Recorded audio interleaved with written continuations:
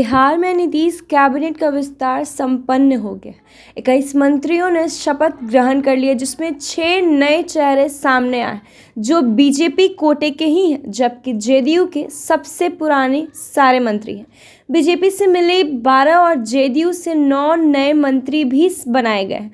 अब नीतीश कैबिनेट में मंत्रियों की संख्या 30 हो गई है, जबकि नीतीश मंत्रिमंडल में कुल 21 चेहरे को जगह मिली है, जिसमें रेणु देवी, मंगल पांडे, नीरज कुमार बबलू, अशोक चौधरी, लेसी सिंह, मदन सहनी, नीतीश मिश्रा, नितिन नवीन, दिलीप कुमार जायसवाल, महेश्वर हजारी, शीला कुमारी मंडल, सुनील कुमार, जनक राम, हरी शाहनी, कृष्णानंदन पासवान, जयंत राज, जमा खान, रत्नेश सदा, केदार प्रसाद गुप्ता, सुरेंद्र मेहता और संतोष कुमार सिंह नए मंत्री बनाए गए हैं।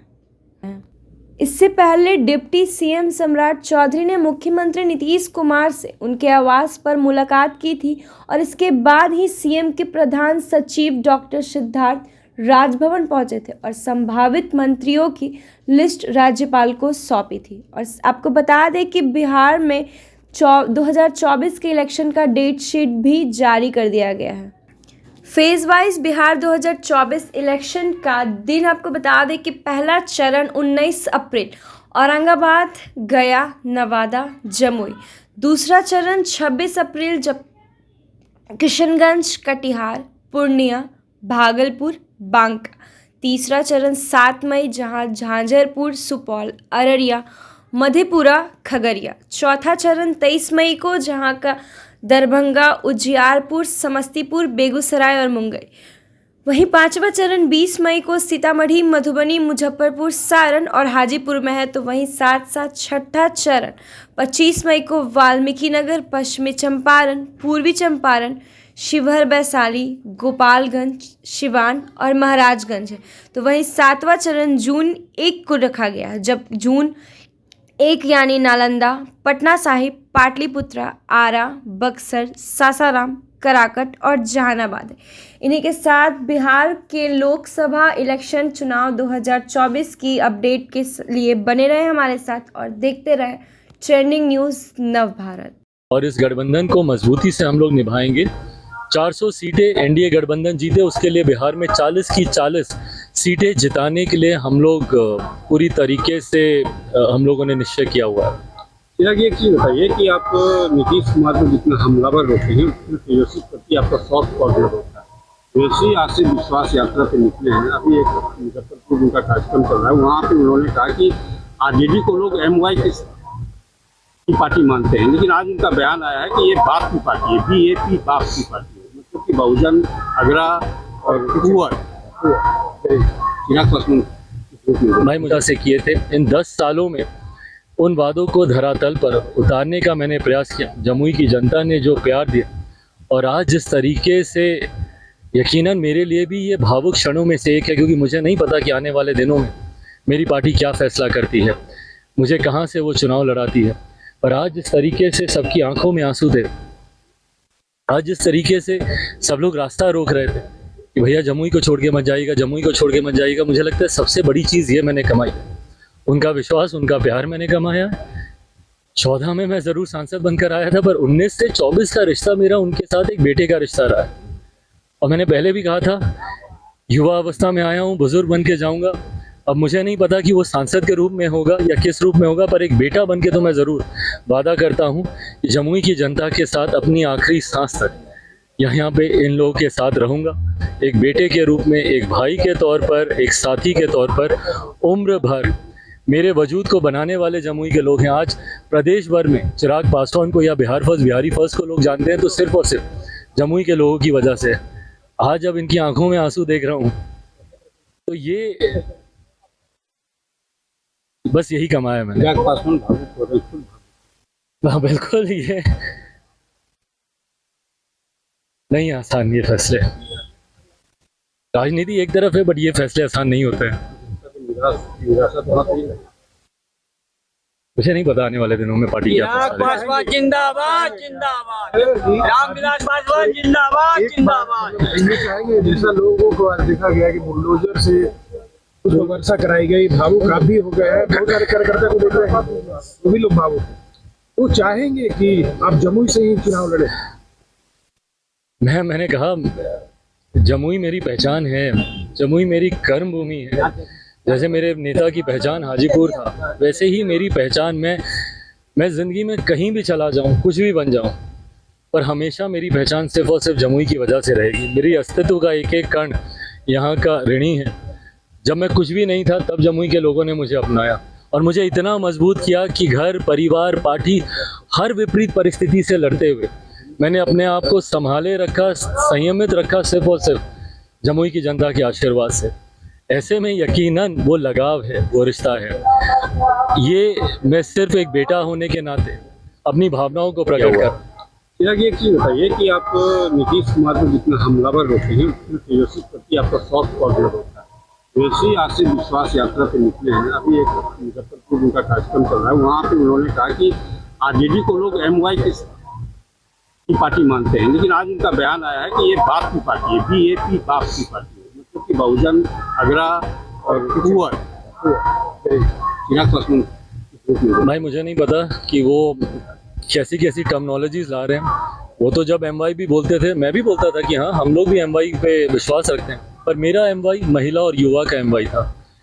मैं जमात में विश्वास रखता हूँ, मैं जात में मैं विश्वास नहीं रखता। और जब मैं जमात की बात करता हूँ और जब मेरे प्रधानमंत्री भी बात करते हैं, उन्होंने भी 4 विशेष तौर पर जमातों का जिक्र किया, महिलाओं की बात की, युवाओं की बात की, किसानों की बात की और गरीबों की बात की। मैं भी मानता हूँ देश में अगर कोई एक भेद हो सकता है तो वो सिर्फ अमीरी और गरीबी के बीच में ही हो सकता है। एक अमीर जो अमीर होता जा रहा है, दूसरा गरीब जो गरीब होता जा रहा है। और विकसित देश, विकसित बिहार के निर्माण की आप कल्पना तब तक नहीं कर सकते जब तक उस गरीब वर्ग के हर एक व्यक्ति का हाथ पकड़कर आप मुख्य धारा के साथ उसको नहीं जोड़ते। अब भले वो व्यक्ति अगड़ा हो, भले वो व्यक्ति पिछड़ा हो, भले वो व्यक्ति दलित हो, भले वो व्यक्ति अनुसूचित जाति, जनजाति, किसी भी वर्ग से आता हो, भले वो व्यक्ति महिला हो, पुरुष हो, हिंदू हो, मुस्लिम हो, जैन हो, सिख हो, ईसाई हो, कोई हो, आपको हर उस व्यक्ति को जोड़ना होगा।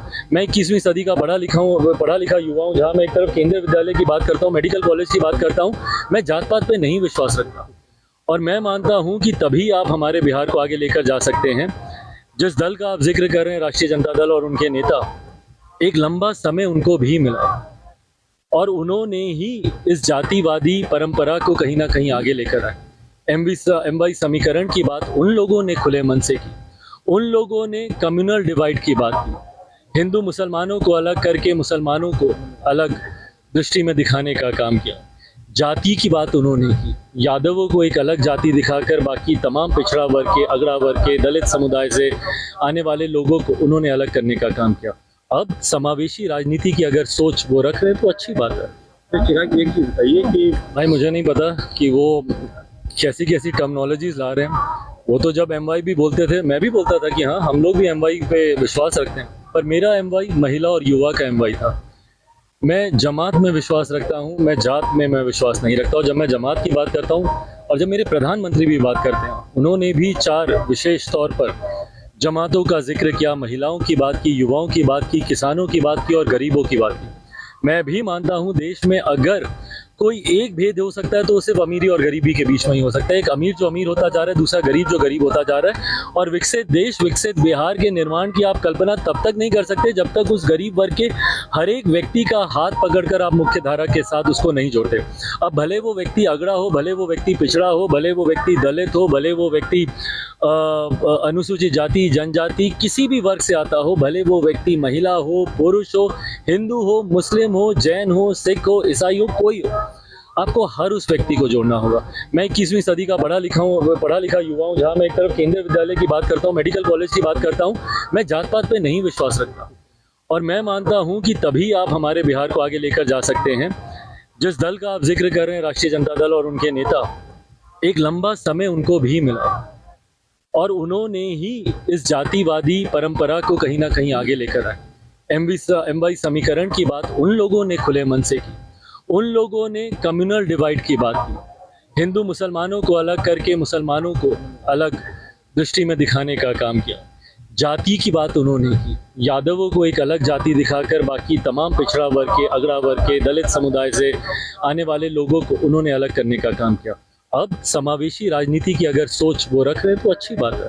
तो चिराग एक चीज बताइए कि अगर एनडीए में जो सीट मिल पाता है या फिर नीति से सहमति नहीं बन पाती है, अगर असहज हो जाते हैं, तो क्या आप इंडिया गठबंधन का रुख करेंगे क्या? भाई मैं बहुत सकारात्मक सोच वाला व्यक्ति हूँ, पॉजिटिव थिंकिंग में विश्वास रखता हूँ और जब तक आप ऑप्टिमिस्टिक नहीं होते तो वो पहली सीढ़ी होती है हार मानने की। और ये हार मैंने तब नहीं मानी थी जब मैंने अपने पिता को खोया, ये हार मैंने तब नहीं मानी जब मेरी पार्टी टूटी, हार मैंने तब नहीं मानी जब मेरे परिवार को तोड़ दिया गया, जब मुझे घर से निकाल दिया गया, तो जब मैंने तब नहीं हार मानी तो आज मैं हार की बात क्यों सोचूं।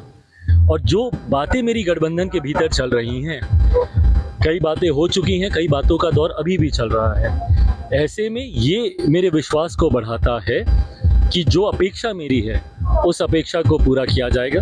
कलेक्टिवली देखिए सब रिस्पॉन्सिबल हैं, मुख्यमंत्री जी भी नए नए हमारे गठबंधन में आए हैं, यकीनन उन्होंने भी कई बातें कही हैं, उनको भी बहुत तालमेल बैठाने पड़ रहे हैं, सहज उनके लिए भी नहीं, पर हर कोई ईमानदार प्रयास कर रहा है इस गठबंधन को मजबूत करने की दृष्टि में, और वो मजबूती मिल जाएगी ये मैं उम्मीद करता हूँ। चिराग जी, आप तो कभी फसरुद्दीन कुमार फारस पे हमलावर नहीं होते हैं, लेकिन उनका बयान बार बार आता है कि वो जम्मू की जनता को धोखा दे रहे हैं और हाजीपुर के बारे में कहते हैं कि मेरे अंगने में तुम्हारा क्या काम है।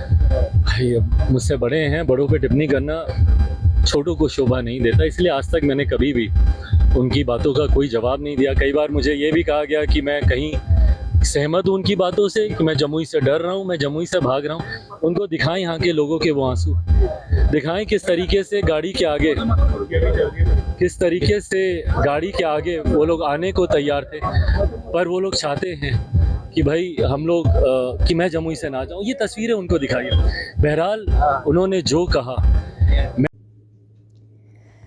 लोकसभा चुनाव को लेकर बिहार एनडीए में सीटों की बंटवारा लगभग फाइनल हो गई है। हालांकि इससे लेकर अभी तक कोई भी आधिकारिक जानकारी नहीं दी गई है। वहीं सूत्रों की माने तो बिहार में बीजेपी को 17, नीतीश कुमार की जदयू को 16 और चिराग पासवान की लोजपा यानी रामविलास को 5, उपेंद्र कुशवाहा की और जितन राम मांझी की हमको एक सीट देने पर सहमति की गई। सबसे चौंकने वाली बात तो सूत्रों के हवाले से आ रही है कि वह चिराग पासवान के चाचा और केंद्रीय मंत्री पशुपति पारस को भी सीट नहीं मिली। सूत्रों की माने तो बीजेपी की ओर से पारस को राज्यपाल बनाए जाने का प्रस्ताव भी दिया गया है। इसी बीच दिल्ली में पत्रकारों के साथ बातचीत के दौरान चिराग पासवान ने कहा कि उनकी पार्टी ने लोकसभा चुनाव के लिए भाजपा के साथ साथ सीट बंटवारे के फॉर्मूला को अंतिम रूप भी दे दिया। पासवान ने भाजपा के राष्ट्रीय अध्यक्ष जेपी नड्डा से मुलाकात भी की। मुलाकात करने के बाद यह घोषणा की कि उन्होंने भाजपा में सभी चिंताओं का समाधान भी किया है। उन्होंने कहा कि मैं संतुष्ट हूँ, एनडीए में घटक दलों के बीच सीटों में तालमेल पर फैसला हो गया है और जल्द ही इसकी औपचारिक घोषणा भी की जाएगी। तो वहीं आपको बता दें कि बिहार एनडीए में कब होगा सीटों का बंटवारा, महासचिव विनोद तावरे ने किया खुलासा। आपको बताते चले साथ ही में कि दूसरी ओर जेडीयू के वरिष्ठ नेता और पूर्व मंत्री अशोक चौधरी ने कहा कि लोकसभा चुनाव को लेकर एनडीए और बिहार की सीटों की घोषणा में एक प्रेस कॉन्फ्रेंस की जाएगी। जल्द ही सीटों की बंटवारा का अंतिम निर्णय भी लिया जाएगा। साथ ही में उनका कहना है कि मंत्रिमंडल पत्र का विस्तार भी जल्द हो सकता है। लोजपा के दोनों गुटों में लेकर पूछताछ पर सवाल बनाए गए हैं। ऐसे तमाम जानकारी के लिए देखते रहे हमारे साथ नव भारत ट्रेंडिंग न्यूज़ और बने रहे ऐसी आगे की खबरें जानने के लिए और इलेक्शन से लेकर हर एक अपडेट के लिए जुड़े रहे हमारे साथ। बिहार में एनडीए की सीट बंटवारे की घोषणा, कल घटक दलों से बातचीत पूरी, मंत्रिमंडल पर भी बोले सम्राट चौधरी। आपको बता दें कि बिहार के 40 सीटों में कितनी और किन सीटों पर राष्ट्रीय जनतांत्रिक गठबंधन के किस दल के प्रत्याशी लोकसभा चुनाव लड़ेंगे, यह बात शुक्रवार को पता चल जाएगा। इसकी औपचारिक घोषणा कल होगी। भूतपूर्व मुख्यमंत्री जितन राम मांझी से भेंट करने के बाद नेताओं ने यह जानकारी दी। आपको बताते चले कि भाजपा के प्रदेश अध्यक्ष और उप मुख्यमंत्री सम्राट चौधरी ने अचानक पूर्व मुख्यमंत्री जितन राम मांझी से मिलने उनके आवास पहुंच गए। दोनों नेताओं के बीच बहुत देर तक बातचीत हुई। इसके बाद यह बात सामने आई कि बिहार की 40 सीटों में कितनी और किन सीटों पर राष्ट्रीय जनतांत्रिक गठबंधनों के दल में प्रत्याशी लोकसभा चुनाव लड़ेंगे, ये शुक्रवार को पता चल जाएगा। मुलाकात के बाद जीतन राम मांझी के बेटे संतोष कुमार सुमन मीडिया के सामने आए। उन्होंने स्पष्ट किया कि हम लोग बिना किसी शर्त के एनडीए के साथ हैं, हम लोग सम्मान के साथ एनडीए में हैं और बिहार में कुल 40 के 40 सीट पर एनडीए की ही जीत होगी। सीट शेयरिंग के सवाल पर उन्होंने कहा कि शुक्रवार तक इसके बारे में पता चल जाएगा, धैर्य बनाए रहें। कार्यकर्ता चाहते हैं कि लोकसभा को भी सीट मिले, तो वहीं संतोष कुमार सुमन ने कहा कि एनडीए के नेता जीतन राम मांझी से मिलने के लिए सम्राट चौधरी उनके घर गए थे। आगामी चुनाव की रणनीति पर चर्चा भी हुई, पर कोई नाराजगी नहीं दिखी। जीतन राम मांझी जी का 40 साल से राजनीति में है, सब लोग जानते हैं और उनसे मिलने आते हैं। उनका कहना है कि हम लोग एनडीए के साथ हैं, तब से नित्यानंद राय और अन्य वरीय नेता भी आते जाते रहते हैं। इसका कहीं कोई मतलब नहीं निकाला जाए, कहीं भी कोई इसका मतलब उल्टे शब्द में ना निकाला जाए। हम लोग पहले से ही कहते आ रहे हैं और हम लोग अभी भी कह रहे हैं कि हम एनडीए के साथ ही हैं। क्या होगा नहीं होगा यह मायने नहीं रखता। हम लोगों ने प्रधानमंत्री नरेंद्र मोदी पर सारा कुछ छोड़ दिया। इतना विश्वास दिलाते हैं कि सम्मान हम लोगों का ही रखा जाएगा। हम लोग 40 के 40 सीटों पर जीतने जा रहे हैं। गया हिंदुस्तानी अवामी मोर्चा के कार्य क्षेत्र में है। पार्टी की शुरुआत यहीं से शुरू हो चुकी है। कार्यकर्ता चाहते हैं कि गया लोकसभा सीट हमारी पार्टी को ही मिले। वहीं उन्होंने दावा ठोककर कहा कि पूर्व से ही यह लोकसभा सीट पर तैयारी चल रही है और आज भी जारी है। तो देखना यह है कि शुक्रवार को पूरा रिजल्ट और इसका घोषणा क्या होगा। तो आपको बताते चले कि साथ ही साथ कैबिनेट विस्तार मुख्यमंत्री नीतीश कुमार का भी अधिकार। वहीं तो सम्राट चौधरी ने कहा कि लोकसभा चुनाव में बिहार की 40 की 40 सीट जीतने के लिए जो रूपरेखा बन रहा है, हम लोग उसकी तैयारियां कर रहे हैं। जीतन राम मांझी जी का कहना है कि सब दिन सहयोग रहा है, इतना ही काफ़ी है। मंत्रिमंडल विस्तार को लेकर सम्राट चौधरी ने कहा कि कैबिनेट विस्तार मुख्यमंत्री कुमार का भी अधिकार है, यह सब उनको तय करने दीजिए। अब देखना यह है कि शुक्रवार की सुबह और क्या रिजल्ट